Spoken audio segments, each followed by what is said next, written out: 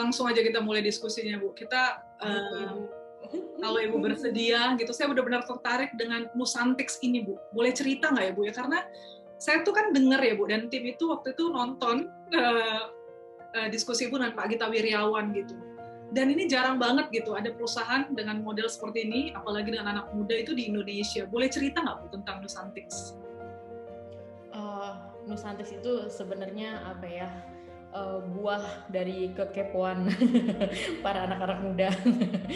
Saya dan teman-teman gitu, Bu. Jadi kan saya background teknik kimia.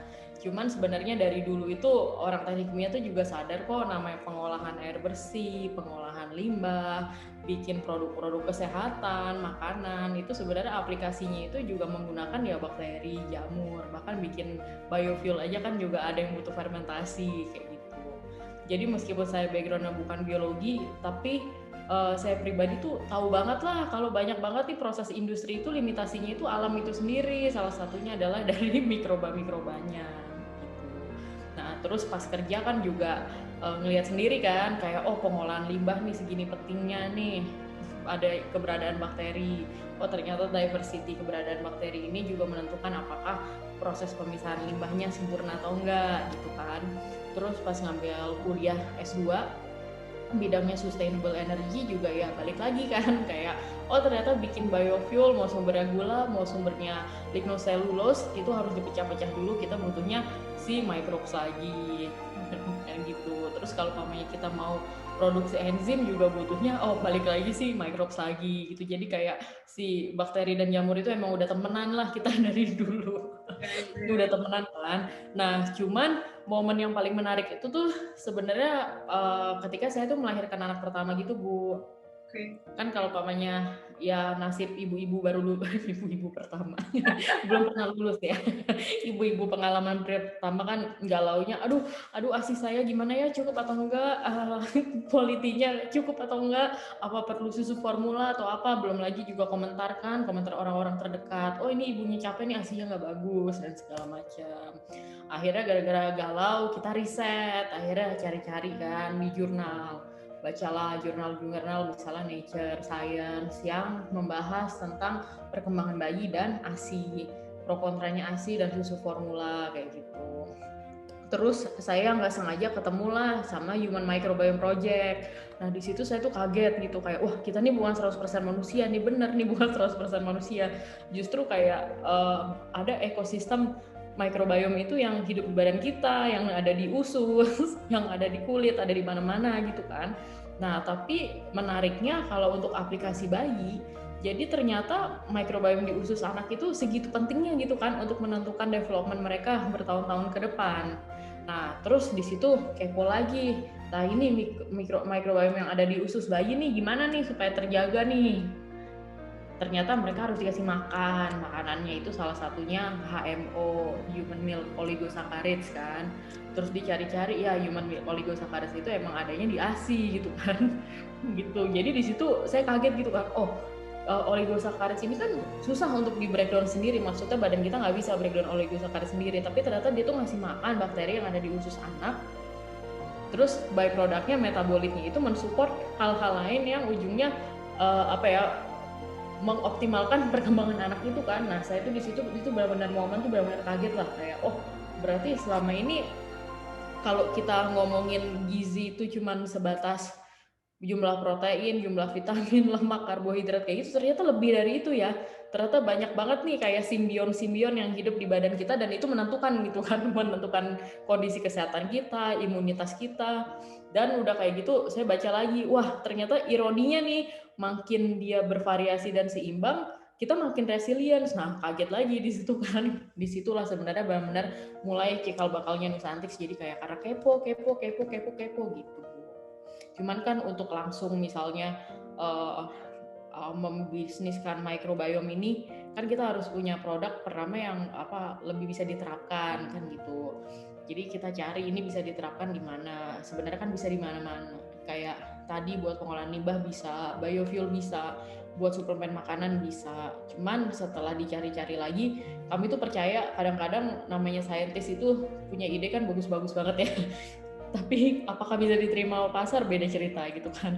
Ujung-ujungnya sebenarnya kita didikte juga kok sama keinginan pasar gitu kan. Ya udah jadinya kita carilah nyempil, oh ternyata yang gede itu beauty market. Terus dilihat lagi, oh ternyata di luar negeri itu juga riset skin microbiome tuh udah lumayan jauh kok. Jadi ternyata di kulit kita pun juga sebenarnya tempat berkembang biak mereka gitu kan. Dan ternyata profilnya beda-beda, orang yang jerawatan beda, orang yang berutusan beda, ada yang karena jamur, ada yang karena bakteri. Nah makanya kita masuk Nusantics pertama awalnya di kulit dulu tuh itu alasannya. Tapi sebenarnya terinspirasi dengan ASI. Terinspirasi dari ASI ya Bu ya? Iya, dari kegalauan emak-emak. Dan sebenarnya itu pasti dibangun dari rasa ingin tahu Ibu yang memang sudah dari dulu kali ya Bu ya? Sejak dari kecil, jadi itu terus bertanya dan Ibu research sendiri dan akhirnya kan ini foundernya ada 3 orang kalau nggak salah Bu ya? Itu ketemunya gimana? Wah itu ketemunya macam-macam. Jadi yang satu itu emang partner kerja gitu. Jadi di pabrik makanan. Jadi kita pernah kerja bareng juga kan untuk pengolahan limbah dan segala macam gitu. Jadi emang udah jadi partner kerja kan. Terus yang satunya lagi nih kawan dari kawan nih pernah dikenalin. Terus ada kecocokan dalam cara kita memandang dunia gitu. Ya. Akhirnya bertemu mendirikan Nusantics gitu ya Bu ya. Sejak tahun 2019 ya Bu ya? Iya. Ancang-ancangnya sih udah lama, cuman 2019 tuh baru disahkan dengan akta dan segala macam. Ya, karena ini kalau misalkan kita lihat ya Bu, ketika saya cek di websitenya gitu ya Bu, Nusantics ini apa sih gitu, terus kita lihat simpelnya mungkin banyak orang yang berpikir, oh ini skincare gitu. Iya. Ya Bu ya, terus tapi kemudian kalau kita telah lebih dalam gitu, karena kan kita sebagai wanita kadang-kadang kita skincare itu metodenya kan standar ya Bu ya, kadang-kadang kita cuma datang ke dokter, diskusi bentar gitu ya, dia cek sana sini sebentar gitu, kita nggak tahu gimana, tapi di Nusantics ini kelihatannya ada istilahnya tuh, dengan istilah yang saya baca ya Bu, ada genome sequencing, bioinformatics proses yang digunakan gitu.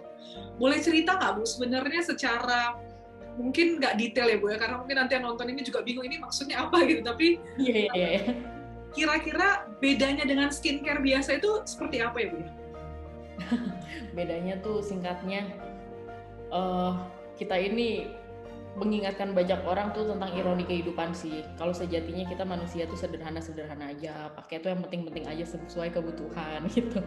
Jadi kayak filosofinya di Nusantics tuh kalau ada orang yang bilang saya mau kulitnya langsung kinclong, putih, bersinar, instan, ya bukan kesini tempatnya gitu kan. Kayak orang yang datang ke sini nih benar-benar orang yang curious, pingin tahu kayak tentang kehidupan dimulai dari kulit kita sendiri. Jadi dari situ kita ajak lah untuk mengenal kulitnya lebih dekat. Oh ternyata pH-nya segini loh. Oh ternyata ini banyakkan bakteri, ini banyakkan jamur. Artinya apa? Artinya harus menghindari ingredients kayak apa. Terus juga kita sampaikan juga bagaimana microbiome yang ada di alam sama microbiome dari diet kita itu mempengaruhi kesehatan kulit secara keseluruhan juga gitu. Jadi sebenarnya kayak gerakan sih. Gerakan untuk mengingatkan kembali kalau biodiversity itu penting, tapi dengan cara yang lebih fun. Oke. Berarti jadi kita bukan klinik pengkinclongan, bukan? Ya. Jadi sebenarnya kembali ke alam ya Bu ya, karena sebenarnya alam itu sudah menyediakan, maksudnya Tuhan itu sudah menciptakan alam itu dengan sangat sempurna sebenarnya Bu ya. Iya. Nah, dan sebenarnya Nusantics itu membalikan filosofi itu begitu ya Bu ya? Iya. Oke, luar biasa sekali. Jadi secara teknis Bu, nanti kalau misalkan saya nih Bu datang ke Nusantics, dia akan cek nih kulit saya gitu kan ya Bu ya. Terus dia akan memberikan report ya Bu dari hasil pengecekan itu. Berarti sama kurang lebih juga akan ketahuan alerginya apa gitu. Itu seperti itu ketahuan. Kalau alergi detailnya sih nggak ketahuan, itu kan harus tes panel alergi lagi. Tapi kalau misalnya diukur itu kulitnya tuh tingkat inflamasinya segimana itu kelihatan Bu. Oke. Jadi memang sudah ada ukuran-ukurannya Bu ya, ada parameter-parameternya gitu. Dan hasil akhirnya Bu nanti akan keluar rekomendasi bahwa misalkan ini ingredientnya nggak boleh dikonsumsi, cara perawatan kulitnya seperti apa, atau bahkan ada krim-krim yang juga diberikan Bu? Enggak, kita nggak ngasih krim-krim. Oh oke. Jadi lebih jauh Bu. Personalized skincare tuh kalau misalnya ada sekarang itu patut dipertanyakan seberapa personalized gitu, karena kan kayak banyak kok yang kita nggak tahu sama sekali tentang kulit kita sendiri. Ya. Jenis bakteri aja ada bisa sampai ribuan gitu kan, kayak masih sulit loh untuk kita menentukan ini satu formulasi ini pasti aman buat semua tuh, mungkin sampai akhir dunia juga nggak bisa gitu kan terjawab. Tapi yang kita tahu pasti itu sebenarnya lebih sederhana ya lebih baik. Ya. Jadi dites kemudian nanti berikan rekomendasi gitu ya. Dan akhirnya mereka lebih mengenali lah ya Bu ya, kulitnya itu seperti apa, dirinya seperti apa gitu. Oke. Nah, berarti secara produk Bu, service Nusantex ini masih di kulit ini aja Bu, atau kan karena kan memang sebenarnya banyak ide lah ya Bu ya pasti ya, tapi karena market itu kan penerimanya tidak semudah itu ya Bu ya. Nah, rencana ke depan kulit itu cuma satu lini bisnis kita aja. Oke. Core kita itu kan sebenarnya R&D. Nah, terus dari situ aplikasinya bisa turun ke B2C, salah satunya yang skin ini. Tapi kan kita ada kerjasama yang lain juga, ada B2B, misalnya buat diagnostik kit COVID bisa. Terusnya buat kayak identifikasi ekologi, microbiome ekologi bisa kayak gitu. Ada banyak cabangnya. Oke, saya juga dengar Bu bahwa salah satunya yang dibuat oleh pihak Nusantex itu PCR ya Bu ya? Untuk itu maksudnya Bu seperti apa ya Bu ya? Maksudnya menyediakan mesin untuk enggak, kita tuh yang ini Bu yang melakukan riset sampai development prototipenya dari RT-PCR kit. Jadi test kitnya, tapi yang produksi bukan kita. Oh, oke. Dan ini bekerja sama dengan siapa ya Bu? Bio Farma. Oh, dengan Bio Farma. Oh, oke. Jadi lebih besar mana nih porsinya sekarang Bu? B2C atau B2B di Nusantex? Relatif ya. Relatif lihat besarnya tuh dari mana dulu gitu. Kalau misalnya dilihat dari potential application buat market lifestyle itu lebih gede gitu kan. Ya. Kalau B2B itu ya pasti spesifik gitu kan. Tapi sudah banyak ya Bu ya bekerja sama ya Bu ya dengan perusahaan-perusahaan. Ya alhamdulillah Bu, lumayan lah. Kebanyakan pemerintah atau swasta Bu? Kalau B2B? Swasta ya Bu ya. Nah, kesadaran orang Indonesia sendiri ya Bu ya, dari apalagi kalau perusahaan swasta gitu untuk melakukan penelitian-penelitian itu menurut Ibu gimana? Kita secara kultur sih masih jauh ya sebenarnya kayak, tapi ya bukan salah mereka juga gitu karena kan emang Indonesia dari dulu itu kita sektor ekonominya itu ditopang banyak sama manufaktur sama perdagangan gitu kan, dimana di manufaktur itu emang mindsetnya udah dikasih resep tinggal dirakit abis itu dijual gitu. Jadi emang namanya keinginan untuk mendevelop R&D sesuatu yang fundamental dari awal itu emang masih jauh, kalau di perusahaan-perusahaan tuh masih ketinggalan lah. Oke. Kayak gitu, karena kan saingannya sama R&D perusahaan internasional gitu di luar kan, yang punya anak kaki tangan perusahaannya di Indonesia misalnya. Jadi kalau misalnya perusahaan lokal untuk punya R&D sendiri itu kan satu harus profitable banget kan supaya mereka bener udah clear lah, oh ini ada duit yang bisa di-reinvest lagi untuk development R&D kan. Nah kebanyakan perusahaan Indonesia belum sampai ke tahap yang itu. Kalau Ibu sendiri misalkan di dunia internasional kan pasti mereka secara riset sudah jauh lebih berkembang dan maju lah Ibu ya, berbeda dengan Indonesia gitu. Kalau di dunia ini ya Bu ya, R&D yang paling sekarang sangat sophisticated itu di mana ya Bu ya? Di negara mana? Tergantung ininya sih Bu, tergantung aplikasinya buat apa. Kalau misalnya buat kulit, sejenis sih Bu? Apa? Sejenis seperti Nusantex? Kalau kulit Prancis ya, Prancis, Jepang. Oke. Kalau untuk melakukan riset mikrobiologi dan seperti itu, US ya Bu ya. Dibandingkan Eropa sekalipun. Eropa tuh buat potensinya ekologi Bu, lebih banyak di situ. Jadi kayak untuk bioenergi yang gitu-gitu, biomaterial tuh Eropa menang sih, kayak Jerman itu dia maju untuk ke sana. Tapi kalau untuk molekular biologi untuk diagnostik sih masih US. Oke. Nah, satu yang menarik juga Bu untuk berkaitan dengan kulit gitu ya. Kan makannya yang diverse, sehat gitu ya. Lalu olahraganya rutin gitu ya. Tapi saya kayaknya nggak baca air putih Bu. Benar ya Bu? Nah, air putih, oh itu wajib lah Bu ya. Air putih. Tapi sebenarnya itu semua harus dilakukan bersama-sama kan ya Bu ya? Maksudnya tidak boleh ada, ya saya olahraga aja lah, makan apa aja yang penting olahraga, atau hati Iya gembira dong, aja gitu. iya.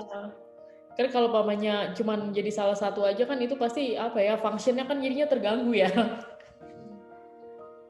Jadi harus semua ya Bu. Kadang kan ada juga Iya. yang di kulit alergi gitu ya Bu ya. Itu pemicunya stres gitu. Oh iya, iya. Ada kalau dia stres lalu kulitnya bermasalah gitu. Tapi berarti yang penting dia mengelola stres ya Bu ya. Kalau kita sudah tahu gitu ya pemicunya itu apa, pasti Iya, iya. oke. Tapi kalau kita Iya. tahu itu karena makanan ya pemicunya itu yang ini ya Bu ya. Iya. Iya, soalnya kan emang seru ya, kayak di bidang epigenetics ini emang seru sih. Jadi kayak apa yang kita makan, kita tinggal di mana, kita secara keturunan genetiknya kayak apa, itu kan semua ada keterkaitan kan. Tapi kalau misalkan kita nggak punya pilihan ya Bu ya. Kalau kadang kan memang ada orang yang berbeda-beda ya, misalkan memang dia alergi dingin, tapi mungkin dia harusnya pindah ke daerah yang panas gitu, tapi dia nggak punya pilihan itu gitu Bu.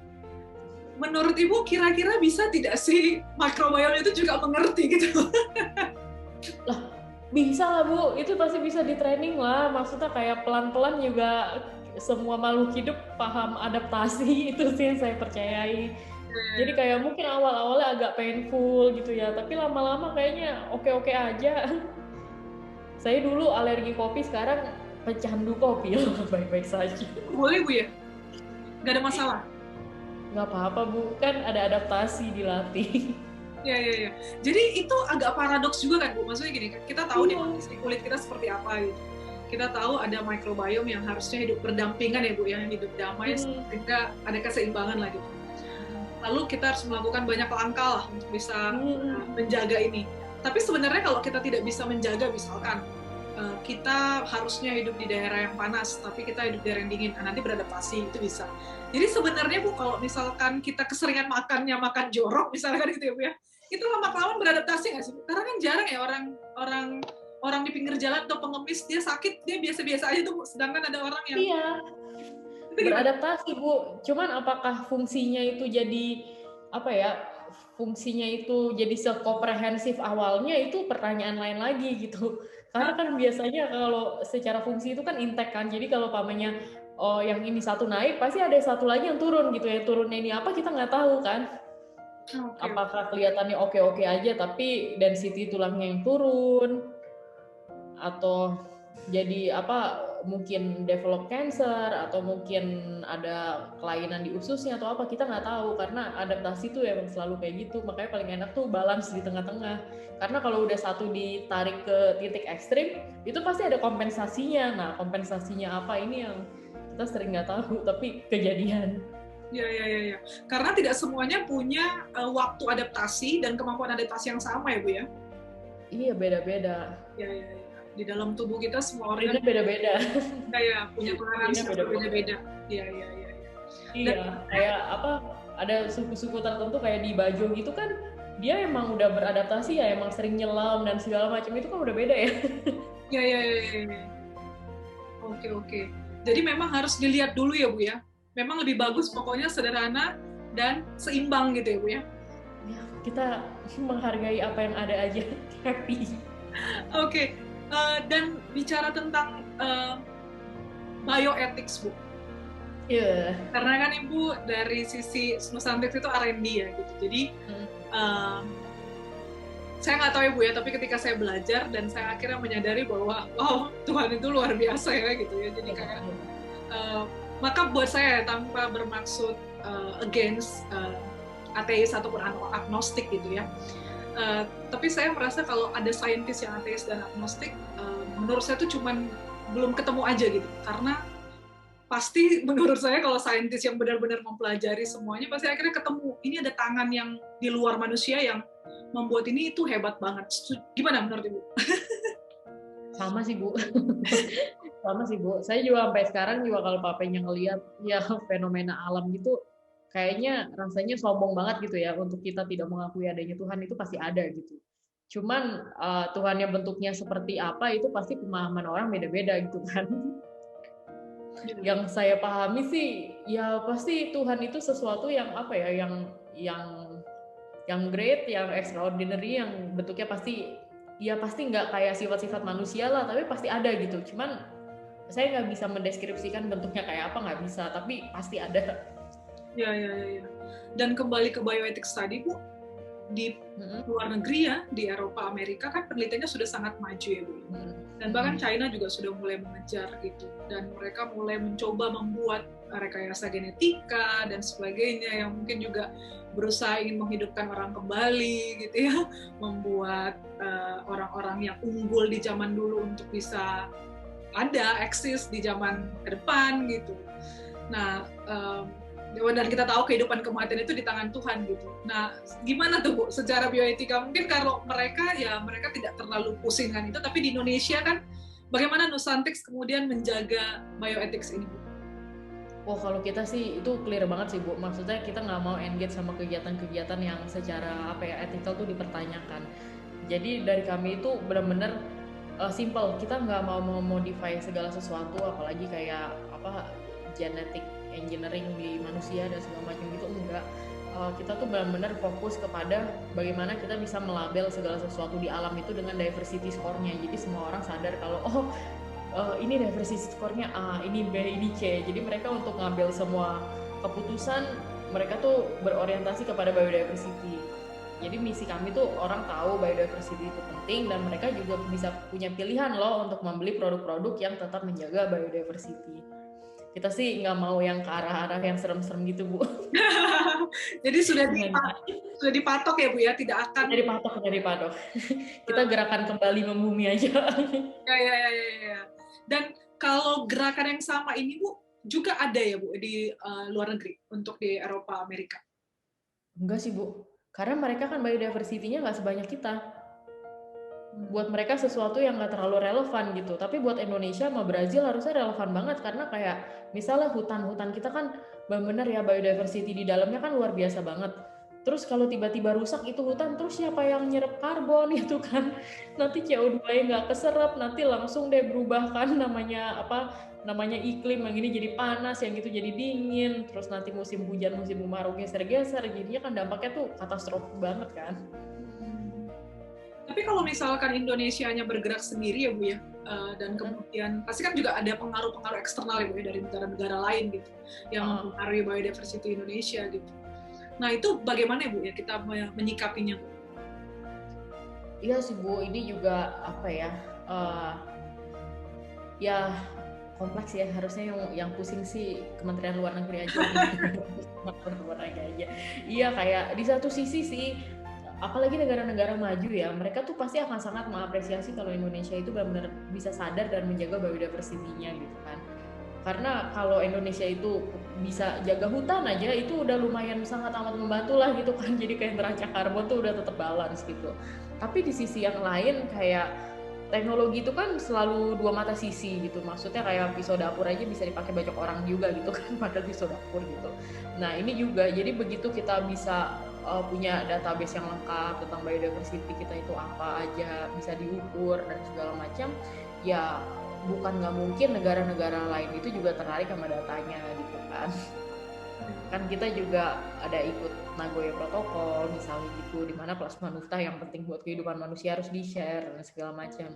Nah data-data genetik sepenting ini nih, kalau misalnya di-share ya balik lagi tergantung tujuannya. Kalau tujuannya mau untuk remediasi ekosistem ya mungkin nggak apa-apa, tapi kalau tujuannya iseng dibuat jadi senjata macam-macam ya susah juga gitu kan. Jadi intinya apa yang kita punya itu ya permata, dia tuh netral, tergantung nanti siapa yang memegang mau diapain gitu. Ada yang menjaga itu nggak sih, Bu, di dunia ini, di tatanan global? Wah, aku nggak tahu. Harusnya sih ada ya. Maksudnya kan komite etik kan selalu ada. Makanya kayak kan ada batasannya. Kayak aplikasi sensitif biologi nggak boleh buat ini, tapi boleh buat ini, kan ada batasannya. Cuman ya balik lagi, Bu, namanya juga manusia. Lu punya pengetahuan mau kontrol. Jadi kalau ya diem-diem loh, saya nggak tahu deh. Ya. Dan misalnya seperti Nusantics, apakah setiap research-nya itu harus dilaporkan ke kementerian misalkan? Atau enggak, Bu? Oh, ada, Bu, ada ethical clearance-nya. Jadi sebelum kita riset tuh emang harus lapor dulu. Planningnya risetnya tuh buat apa. Begitu kita dapat ethical clearance-nya ya kita langsung maju kan. Iya. Apa nih, Bu, challenge terbesar Ibu dalam memulai Nusantics, menjalaninya sampai sekarang, Bu? Wah itu challenge-nya masih sampai sekarang Bu, bagaimana menjelaskan dengan bahasa yang sangat sederhana kalau biodiversity itu penting. Oh itu challenge banget.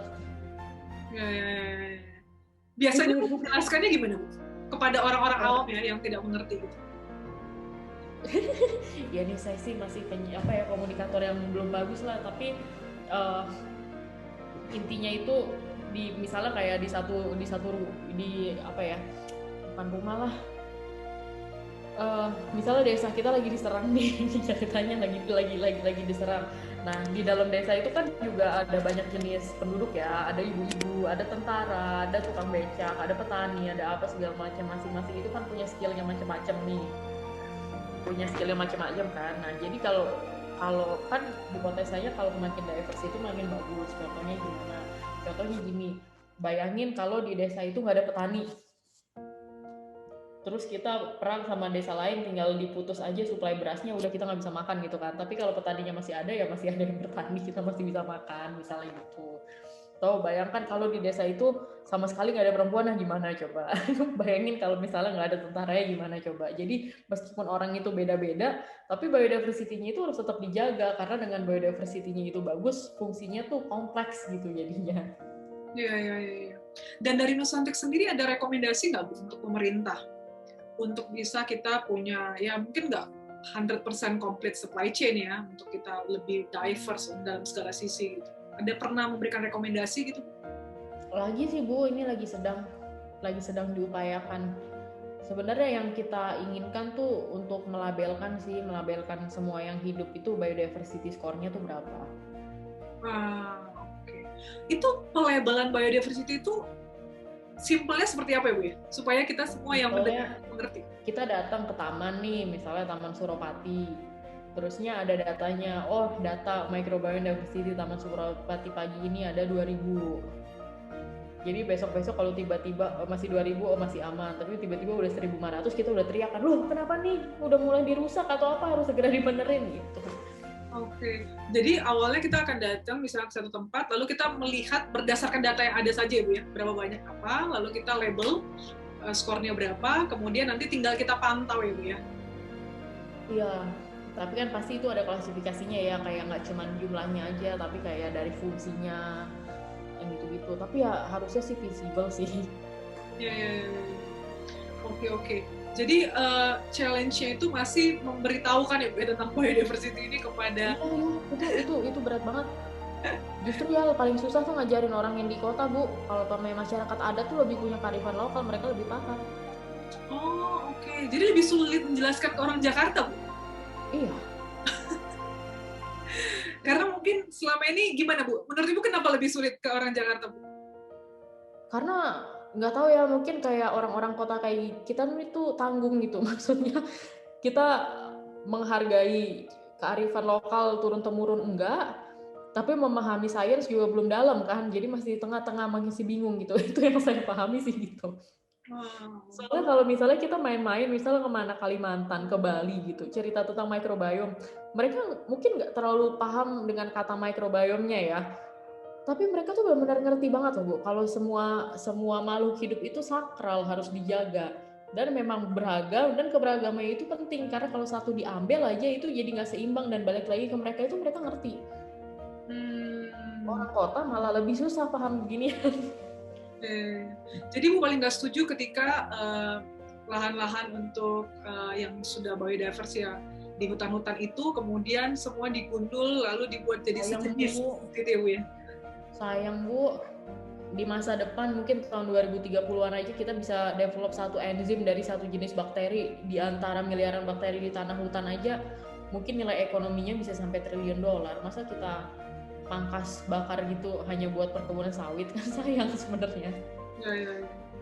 Tapi sebenarnya isu ini juga ada di negara-negara maju ya Bu, di mana mereka kemudian impor dari negara-negara lain gitu ya, di mana akhirnya di negara tersebut itu harus digundul dan dibuat jadi homogen gitu hutannya.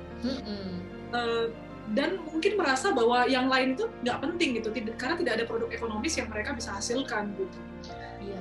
Padahal itu kan negara maju yang risetnya juga sudah cukup ini Bu. Apakah karena mereka fokus kepada uang profit, Atau memang karena risetnya memang belum sampai sana, Bu, untuk menemukan produk ekonomis apa ya untuk produk-produk lain-lain yang ditebang-tebang itu gitu? Iya, profit sih Bu.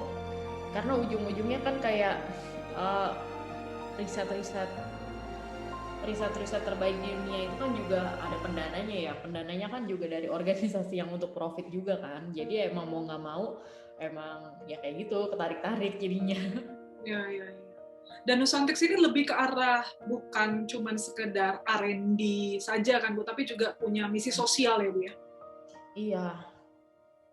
Dan Ibu sudah pernah juga mendirikan satu organisasi non-profit ya Bu, namanya Mata Garuda kalau nggak salah Bu. Oh itu sih bareng-bareng Bu, itu alumni LPDP itu. Oh, Ibu S2 LPDP Bu ya beasiswanya? Iya. Wow, itu kalau misalkan Mata Garuda itu apa sih Bu? Ikatan alumninya Bu. Oh, jadi melakukan banyak aktivitas untuk apa Bu? Iya. Ya mayoritas tuh untuk memberikan added value ke alumni sih. Jadi kayak misalnya kan di situ ada kayak think tanknya kan, terus ada juga kayak tempat buat mak comblangnya lah gitu. Gimana supaya kita bisa tap ke talent lulusan luar negeri ini. Jadi misalnya kayak perusahaan ibu mau ada mau buka rekrutmen untuk lulusan S2 S3 misalnya di bidang apa, itu bisa Bu kerja sama Mata Garuda itu.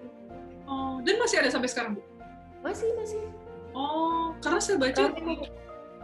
Oke. Karena saya baca kayaknya Bu di situ nggak sampai sekarang, enggak ya Bu ya? Kan terakhir sebagai board. Enggak, sekarang cuma dewan pengawas aja. Oke. Tapi itu rame kok, kan itu organisasi yang tiap 2 tahun tuh ketuanya ganti kan emang. Iya. Jadi memang sampai sekarang juga itu, berarti itu khusus untuk diaspora yang terima LPDP Bu? Nggak diaspora sih, lulusan dalam, lulusan luar negeri juga gabung di situ. Pokoknya siapa yang udah jadi alumni ya udah gabung di situ. Oke. Tapi kalau sekarang berarti Ibu benar-benar fokus di Nusantik ini ya Bu ya? Iya. Dan dua founder lain juga benar-benar fokus di Nusantik? Iya, fokus Bu, kita full time semuanya. Boleh tahu nggak Bu, kalau misalkan saya mau datang ke Nusantik, mau cek kulit itu biayanya berapa ya Bu? Ayo Bu. Kalau Ibu mah diundang aja lah, digratisin. Aduh Bu, kita mau tahu Bu. Ayo Ibu datang aja. Itu di website juga ada sih Bu. Ada di website kayak itu angkanya tuh ada yang 1 juta, ada yang 1,7 untuk yang tes kulitnya. Oke. Dan itu bersifat ini nggak ya Bu ya? Saya cukup sekali datang atau saya harus datang berkali-kali? Idealnya sih tiap 6 bulan. Ya, itu kan ternyata ada 3 ya Bu. Ada biome scan, biome facial bar, lalu biome beauty. Itu ketika kita datang itu langsung dapat satu paket atau saya yang belum nangkep atau itu memang satu persatu? Satu persatu Bu. Oh, jadi bisa pilih ya Bu ya? Bisa pilih, nggak usah semuanya juga, tergantung kebutuhannya gimana. Oke, siap. Nah, masuk nih ke perjalanan startup Bu, karena Nusantik jatuhnya startup atau udah established nih Bu? Startup lah Bu. Nah, sebagai startup company, gimana Bu? Pasti ini pendanaan bertiga atau sudah mendapat pendanaan dari investor Bu? Dari investor Bu, kita sih soalnya kan kalau kami buat riset tuh lumayan ya dananya kan, jadi ya kita usahakan bisa dari luar. Ya. Jadi karena kan ini karena background juga startup kan ya Bu ya, jadi kita kadang-kadang itu berhitung yang memang sulit ya Bu ya, kadang-kadang idealisme dan kemudian kita harus Ibu dapat investor apa itu bootstrapping? Bootstrapping Bu. Oh hebat banget. Tapi karena memang mungkin investor tidak tertarik, tapi di satu sisi juga sebenarnya kalau investor itu kan kita benar-benar kerja keras ya Bu ya untuk menyiapkan ini itu, presentasi, ini semua harus. Sedangkan waktunya kita aja sebenarnya namanya startup ya Bu ya. Makanya saya sebenarnya cukup wow gitu lihat Nusantik tahun 2019 berdiri, sudah dapat investor. Berarti kan sedang sibuk-sibuknya dengan ide-ide baru, ganti sana ganti sini, tapi kemudian udah bisa mempersiapkan juga dan investor itu saya amazing sih Bu. Itu gimana Bu? Gimana ya Bu yang aturnya Bu ya? Iya sih, jadi kayak kalau dari kami sih kuncinya kan foundernya ada 3, jadi 3 dari kami itu benar-benar bermain peran yang kita udah sama-sama setuju gitu. Jadi kayak misalnya dari CTO-nya ya dia benar-benar harus fokus gitu kan. untuk developmentnya gimana, terus untuk men-scale up dari sisi operasionalnya supaya bisa segera komersial segala macam, itu kan ada CEO-nya kan. Terus nanti dari saya itu juga role responsibility-nya tuh beda lagi. Salah satunya ya nyari investor misalnya. Oke. Jadi Ya emang harus banyak sih. Kalau cuman sendiri kayaknya nggak bisa, Bu. Benar. Jadi untungnya bertiga ya, Bu ya? Iya, untungnya bertiga. Dan ketika bertiga ini, Bu, awalnya 2019 bertiga saja dulu atau memang langsung rekrut karyawan? Oh, udah. Jadi udah nggak cuma bertiga, tapi udah ada tim intinya juga. Oh, oke. Dan itu sudah dapat investor dari awal, Bu? Iya. Wow. Jadi menjual idenya sangat mantap ya, Bu. Ya kan benernya dapat investor awalnya juga nggak banyak banget juga sih, Bu. Oh, berarti ada mandiri juga ya, Bu ya? Ada investasi mandiri juga ya? Iya, ada dulu, mandiri dulu sampai kelihatan nih bentuknya gimana baru cari investor gitu. Oh, berarti di 2019 itu tidak langsung dapat investor ya, Bu ya? Ya, karena kita juga orang lihatnya 2019, tapi kan kita trial errornya tuh udah dari tahun-tahun sebelumnya juga pakai dana sendiri. Sebelumnya udah berapa tahun sebelumnya, Bu? Dari 2019? Ya, untuk ancang-ancangnya sih udah 3 tahun sendiri kali, Bu. Oh, wow. Ya. Karena kan untuk R&D ini mahal ya, Bu, investasinya, Bu ya. Ibu kira-kira ada ini nggak, Bu? Siapa tahu nih ada yang nonton video ini, lalu kemudian tertarik, Bu, ingin membuka seperti ini juga, gitu. Nah, Ibu ada masukan nggak, atau misalnya gambaran, karena kan pasti mahal, kalau misalkan belum dapat investor itu harus gimana dulu, itu gimana menurut Ibu? Yang penting mah nekat sih, Bu. Nekat ya? Yang penting mah nekat ya. Karena kalau mamanya bener-bener dihitung-hitung lagi kayak apa, dihitung ini reasonable atau enggak, alatnya ini mahal atau apa segala macam, itu balik lagi kayak kitanya apa ya, nekat dan yakin nggak gitu kan. Kalau nekat dan yakin mah udah kejar aja, tapi kalau pamanya setengah hati sih mendingan jangan. Iya. Dan kalau misalnya memang belum punya uangnya, Bu, sedang membeli mesinnya kan semua mahal ya, Bu? Iya. Ibu ada alternatif lain nggak, Bu? Duh, kalau di Indonesia agak susah sih, Bu ya. Kalau pamai di luar negeri kan universitas saja kan labnya komplit, kita bisa nyewa dulu di universitas kan. Kalau di sini sih agak susah, Bu, memang. Dan memang belum ada ya, Bu ya, di Indonesia ini sebagai produsen untuk mesin-mesin seperti itu ya, Bu ya? Belum, Bu, belum, kita jauh. Gimana, Bu, caranya supaya kita bisa begitu ya, Bu ya? Aku juga bingung itu, Bu. Itu kayak revolusi pendidikan satu generasi ke depan deh, Bu. Iya. Mungkin.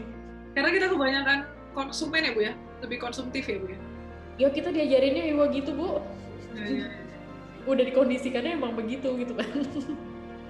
Dan untuk anak muda ini sebenarnya bagaimana caranya supaya mengubah ini ya, Bu ya? Mungkin nggak semuanya ya, tapi saya yakin sebenarnya banyak sih anak-anak muda yang juga pengen jadi apa ya, produsen-produsen atau menciptakan sesuatu di Indonesia kan, Bu ya? Termasuk kan salah satunya Nusantex yang juga ada kompetitornya, Bu, di Indonesia. Belum sih, Bu, yang head-to-head banget belum. Jadi kan sesuatu hal yang baru gitu. Nah, sebenarnya saya berharap sih ya, Bu ya, dengan adanya Nusantex ini makin banyak lagi yang terinspirasi gitu untuk membuat perusahaan-perusahaan yang memang bukan cuma sekedar trading ya, Bu, jual beli gitu, tapi ya kayak biomaterial gitu kan, keren-keren banget. Iya. Tapi kemudian apakah dari pihak Ibu ada yang ingin membangun komunitas atau apa gitu, Bu, untuk bisa, atau Ibu juga memberikan sharing-sharing pendidikan kepada generasi-generasi selanjutnya gitu? Kalau dari kita sih yang udah dilakukan Nusantex sekarang sih, kita open, Bu, sama perguruan tinggi manapun. Jadi kayak bikin joint riset kayak gitu untuk ngelihat kayak produk turunannya gimana. Jadi ya meskipun kita belum besar, tapi apa yang udah bisa kita kerjasamakan ya kita coba kerjasamakan gitu. Terus kita karena kalau pamannya langsung kerja bareng gitu lebih asik sih, kayak belajar lebih asik, lebih transparan, kayak oh dosennya ikut belajar, mahasiswa ikut belajar, kita juga jadi sama-sama tukar pikiran kan, oh kurikulum udah sampai sini, ternyata kampus nih udah bisa apa gitu, oh ternyata swasta udah sampai mana. Oke. Berarti kalau misalkan perguruan tinggi meminta Nusantex itu terbuka aja ya, Bu ya? Terbuka banget tuh. Oke. Lalu kalau dari sisi ini, Bu, ini Ibu udah mau meeting lagi ya, Bu ya? Nggak apa-apa, Bu, masih 10 menit lagi lah. Oke. Ya, jadi kalau misalkan dari sisi Nusantex ya, Bu, what's next nih, Bu? Berikutnya apa, Bu? Karena kan B2C itu produknya sudah terlihat jelas, walaupun sebenarnya ini kan produk-produknya juga masyarakat itu masih perlu edukasi ya Bu ya. Apa yang selanjutnya Bu direncanakan? Mungkin nggak secara detail lah, apakah ada langkah-langkah lain? Iya sih Bu, kita benar-benar nambahin kayak exploratory activities di R&D kita Bu. Di area Karena kalau R&D itu kan sebenarnya gamenya itu adalah kita memahami kayak alam tuh gimana, terus kita ngeluarin ada solusi baru gitu kan. Dan itu sesuatu yang diburu-buru nggak bisa, lama-lama juga bisa. Jadi bagian itunya sih kita ya strateginya tuh memperkuat R&D-nya. Jadi kayak hiring lebih baik orang, alatnya lebih dilengkapin, dan lebih responsif terhadap ini pasar momentumnya lagi kemana, kita bisa fit in di mana gitu. Oke. Di pandemi ini bagaimana Bu? Orang-orang datang masih buka Nusantics-nya untuk... Kalau untuk skinnya sih ya pasti terhambat ya, karena kan ada pembatasan kapasitas segala macam gitu. Tapi kalau buat B2B-nya ya ada harapan lah. Oke. Jadi semakin banyak juga orang sadar dan juga perusahaan-perusahaan ya Bu ya untuk berarti. Oke. Dan kalau Ibu udah pernah keliling Indonesia Bu untuk lihat biodiversity? Iya pas zaman kuliah dulu ya Bu, tapi nggak sampai lengkap banget gitu sih, enggak. Tapi pas kuliah sih suka ngebolang. Ya wow. Dan kalau bedanya kita dengan Ibu kan waktu itu di London ya Bu ya. Bedanya kita dengan saintis di sana itu apa ya Bu ya? Di sana itu emang saintisnya itu bebas gitu ya, maksudnya imajinasinya bagus, itu sih yang beda banget sih. Imajinasinya? Daya imajinasi itu beda banget lah.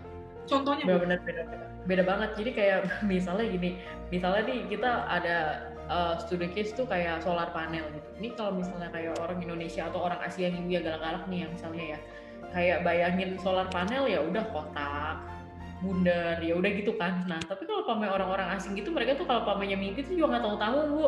Nanti solar panelnya dibawa ke drone, ketinggian berapa dia menjadi ngelebar, atau bisa muter-muter sendiri, atau bentuknya kamuflase, mungkin kayak kadal, mungkin kayak pohon gitu. Itu beda jauh Bu. Maksudnya kayak orang Asia itu nggak tahu antara emang ya satu emang imajinasinya tuh nggak pernah dilatih sampai seliar itu. Kemudian yang kedua, kalau dia punya imajinasi bagus, dia nggak sanggup untuk melafalkan gitu kan, nggak diomongin. Itu beda jauh banget. Dan itu kan kalau pamer dilihat kayak kenapa yang ini imajinasinya bagus, yang ini enggak, kan itu sesuatu yang diajarin dari kecil juga kan. Mungkin ibu galak, mungkin kitik-kitik marahin gitu kan.